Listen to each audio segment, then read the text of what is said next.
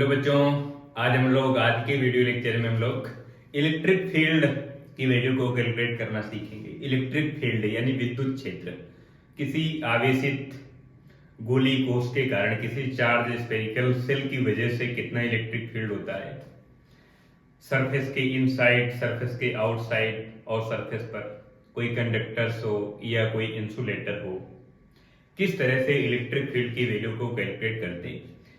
अब इन बातों को समझ लेते हैं कि कहां पे चार्ज डिस्ट्रीब्यूशन होगा, कहां पे सरफेस चार्ज डिस्ट्रीब्यूशन होगा, कहां पे वॉल्यूम चार्ज डिस्ट्रीब्यूशन होगा। अगर मेरे पास कोई हॉलो कंडक्टर है,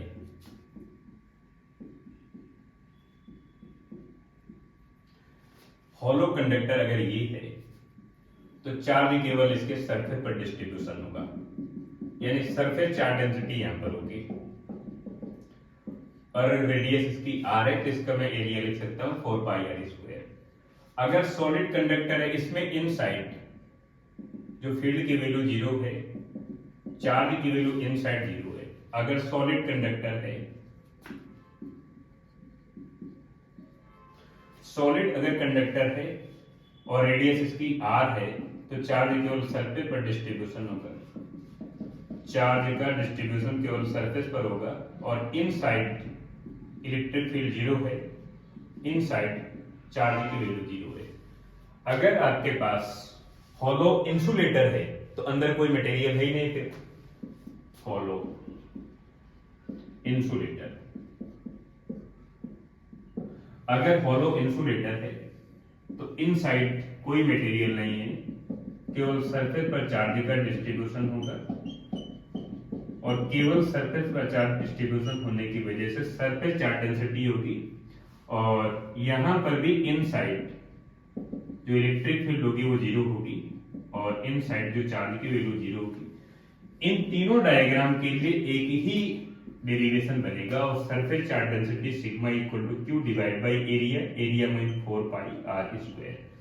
सरफेस एरिया चाहे हॉलो इंसुलेटर हो, हॉलो कंडक्टर हो या सॉलिड कंडक्टर हो, इन तीनों के लिए एक जैसा ही डेरिवेशन और चार्ज की वैल्यू अगर आप लिखेंगे तो sigma multiply 4 pi are square, ये वैल्यू लिखेंगे। लेकिन अगर आपके पास सॉलिड इंसुलेटर है तो उसका डेरिवेशन अलग बनेगा, बिल्कुल से अलग। सॉलिड इंसुलेटर,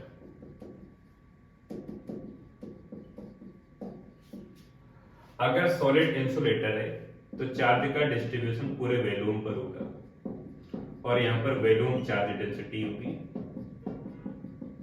और अगर इसकी रेडियस आर है तो मैं volume charge density rho equal to charge, जितना चार्ज का डिस्ट्रीब्यूशन हुआ है, divide by volume 4/3 pi R cube लिखूंगा और यहां पर चार्ज की वैल्यू अगर मैं लिखूंगा तो density multiply volume 4/3 pi R cube.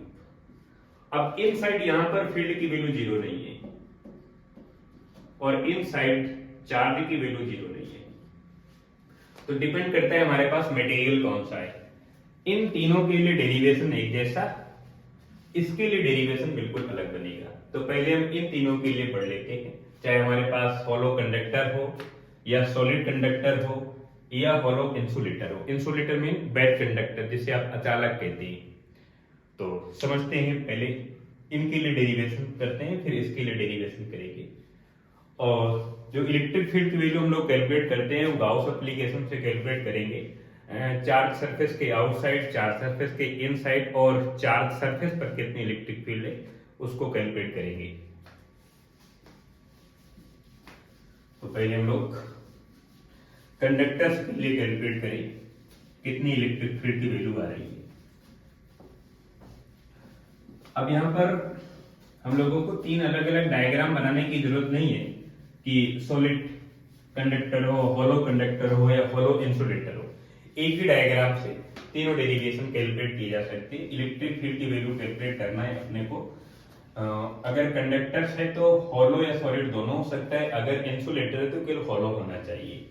ये मेरे पास एक मटेरियल है, स्पेयर है, चार्ज स्पेयर है और इसमें केवल सरफेस पर चार्ज का डिस्ट्रीब्यूशन है। इनसाइड इलेक्ट्रिक फील्ड की वैल्यू 0 है और इनसाइड फील्ड की वैल्यू 0 है। ये रेडियस r हो गई। एक बार मुझे इसके आउटसाइड वैल्यू कैलकुलेट करना है, r डिस्टेंस पर वैल्यू कैलकुलेट करना है।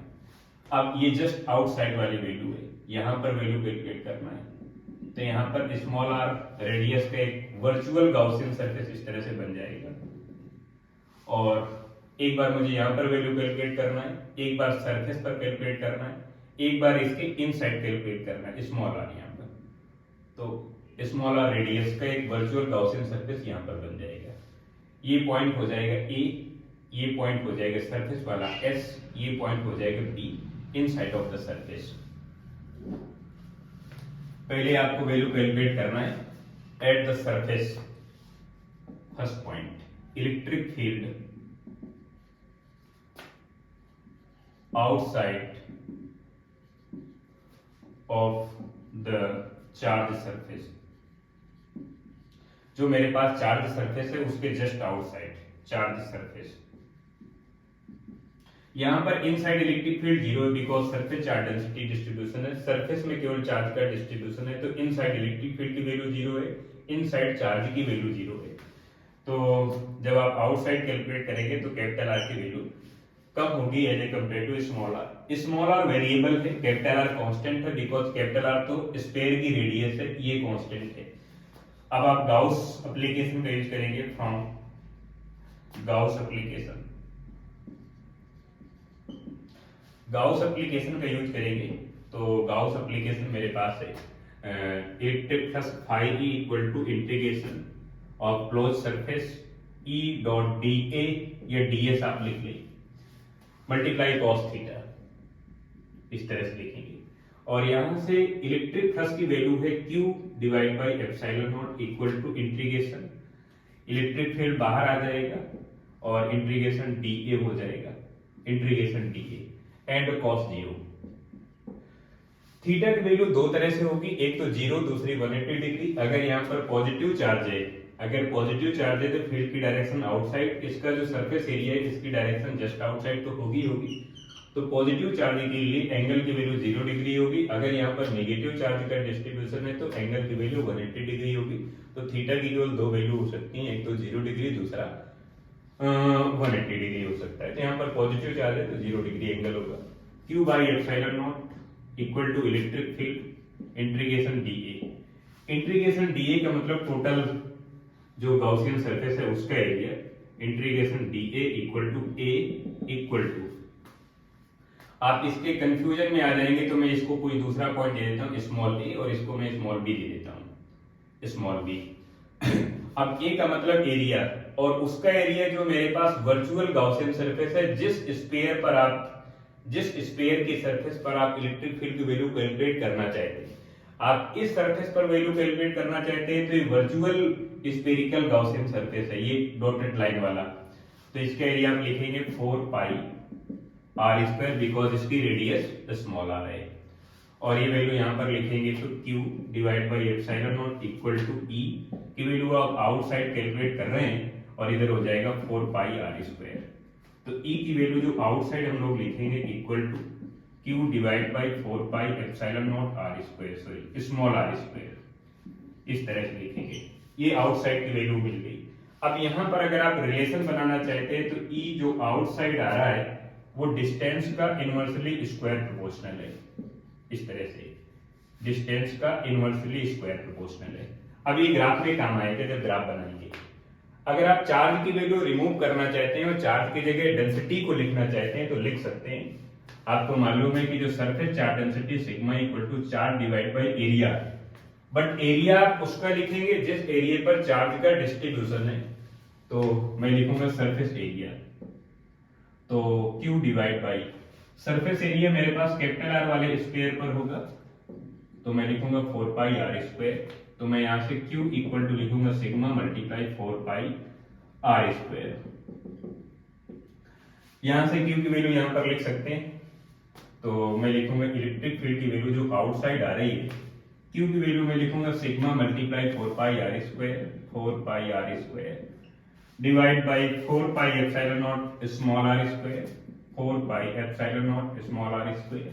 4 पाई से 4 पाई कैंसिल आउट हो जाएगा, ई की वैल्यू जस्ट आउटसाइड जो आ रही है वो sigma multiply R square divide by epsilon not are square हो जाएगा, ये हो जाएगा। फिर इसके बाद मुझे ये तो वैल्यू आउटसाइड मिल गई इस पॉइंट पर, एक बार इनसाइड वैल्यू कैलकुलेट करना है। तो जब इनसाइड वैल्यू कैलकुलेट करेंगे तो स्मॉल आर की वैल्यू कैपिटल आर के इक्विवेलेंट होगी, बिल्कुल बराबर होगी। Inside second point, electric field at the surface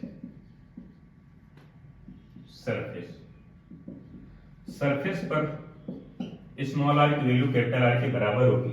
जैसे आप कैपिटल आर की वैल्यू स्मॉल आर के बराबर करोगे तो यहां पर आप वैल्यू लिख सकते हो, ये यहां पर लिख सकते हो। तो ई एस मीन सरफेस, ये वैल्यू मेरे पास है, जहां पर स्मॉल आर है वहां पर कैपिटल आर लिखा जा सकता है। तो Q divide by 4 pi epsilon not are square हो जाएगा। अब क्यू की वैल्यू अगर आप रिमूव करना चाहते हैं तो क्यू की जगह आप लिखेंगे sigma multiply 4 pi are square. तो ई की वैल्यू जो सरफेस पर आ रही है इक्वल टू, इसकी जगह लिखा जाएगा sigma multiply 4 pi are square divide by 4 pi epsilon not are square. तो केवल बचेगा मेरे पास sigma divide by epsilon naught. यहाँ पर आपके लिए ये वैल्यू बन रही है, यहाँ पर सिग्मा बाई एप्सिलॉन नॉट हो गई। अब अगर इनसाइड वैल्यू कैलकुलेट करेंगे, इनसाइड जो सरफेस दिख रही है आपको, ये जो चार्ज सरफेस दिख रही है, इसके जस्ट इनसाइड आपको बी पॉइंट पर अगर वैल्यू कैलकुलेट करना है, third point, inside of the charge surface. अब चार्ज सरफेस के इनसाइड जैसे वैल्यू आप कैलकुलेट करेंगे तो इनसाइड कोई इलेक्ट्रिक फील्ड नहीं है, कोई चार्ज नहीं है, तो इनसाइड की वैल्यू जो होगी वो 0 होगी, कोई इलेक्ट्रिक फील्ड नहीं होगी। तो सेंटर से लेकर सरफेस तक जो इलेक्ट्रिक फील्ड है वो 0 है। फिर इसके बाद ये डिस्टेंस के साथ ही इनवर्सली फंक्शन में अपनी वैल्यू को चेंज करती। तो अगर इसका ग्राफ बनाया जाएगा, ये वैल्यू हो गई outside of the surface, at the surface and inside of the surface, ये हो गई। अगर इसका डिस्टेंस के साथ ग्राफ बनेगा तो ग्राफ बनाया जा सकता है। इसको मैं हटाता हूं।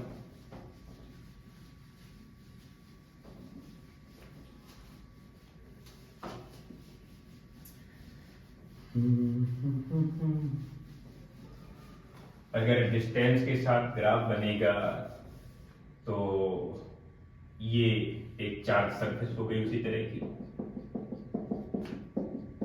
इस तरह से, और ये लाइन हो गई जो सेंटर से पास हो रही है। सेंटर से लेके सरफेस तक, यानी स्मॉल आर जहां पे 0 है, सरफेस पर स्मॉल आर कैपिटल आर के बराबर हो जाएगा। इस